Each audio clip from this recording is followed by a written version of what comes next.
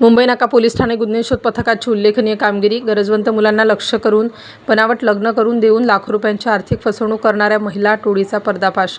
मुंबई नाका पोलीस ठाणे येथे फिर्यादी बळवंत साहेबराव पाटील वय 42 वर्षे यांनी दिलेल्या फिर्यादीनुसार त्यांच्या गावातील इसम नामे देवीदास जिजाबराव पाटील व निलेश सुखदेव पाटील यांची कांतीनगर झोपडपट्टी उंटवाडी नाशिक यांची डिसेंबर 2025 ते दिनांक 30 मार्च 2026 रोजी दरम्यान परिसरात नाशिक येथे बनावट लग्न करून देऊन रोख रक्कम 5,28,000 रुपये, महिला नामे गीता नरेश कोसरे, संगीता भीमाजी मोरे, जयश्री शिरीष मोहिते, पुष्पा राकेश रामटेके, जयश्री संजय शिंगाडे, प्राची सुखदेव भालेराव, नम्रता सुखदेव भालेराव, सोनाली अशोक वाकडे व इसम नामे खंडू सोनवणे यांनी घेऊन संगनमत करून बनावट लग्न लावून देऊन फिर्यादी व साक्षीदार यांच्याकडून पैसे घेऊन फसवणूक केली म्हणून मुंबई नाका पोलीस ठाणे नाशिक शहर येथे गुन्हा दाखल करण्यात आलेला आहे.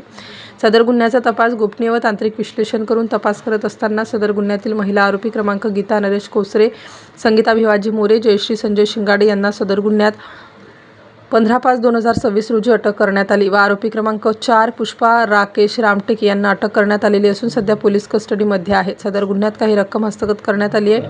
उर्वरित रक्कम जप्त कारवाई चालू आहे. त्यांना माननीय न्यायालयात हजर केलं असता त्यांना दिनांक 21/5/2026 रोजी पोलीस कस्टडी मिळाली आहे. सदर गुन्ह्याचा तपास सहाय्यक पोलीस उपनिरीक्षक देवीदास गाढवे हे करीत आहेत. Okay, role sir.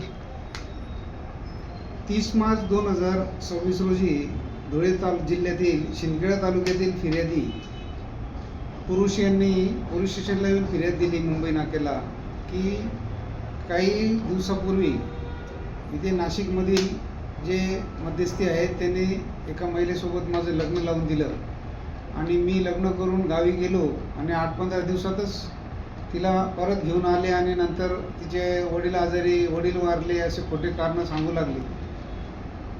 त्या जो फिर्यादी आहे त्याच्याच गावात आणखी 2 जणांना पण असं यापूर्वी झालेलं होतं की त्यांचं लग्न लावलं आणि 8 दिवसामध्ये यांनी परत माहेरी परत यायचं आणि परत जायचंच नाही आणि त्या लग्न लावण्याच्या बदल्यामध्ये लाखो रुपये यांनी घेतलेले आहेत. आमच्याकडे जी तक्रार आली त्या तक्रारीमधली जी महिला आहे त्या महिलेच्या पतीने आमच्याकडे मिसिंग दाखल केली होती की माझी पत्नी निघून गेलेली आहे. मग त्या तपासामध्ये आमचं असं निष्पन्न झालं की ती महिला विवाहित असताना, तिला मुलं नवरा असतानाही तिने पैसे घेऊन या लोकांशी संगनमत करून याच्यामध्ये 8 महिला आणि 1 पुरुष आहे, असे 9 लोक आहेत. हे टोटल ही टोळीच आहे यांची. असे 3 लोकांना त्यांनी एकाच गावामध्ये फसवलेलं आहे. सर, आपल्या माध्यमातून काय आवाहन कराल?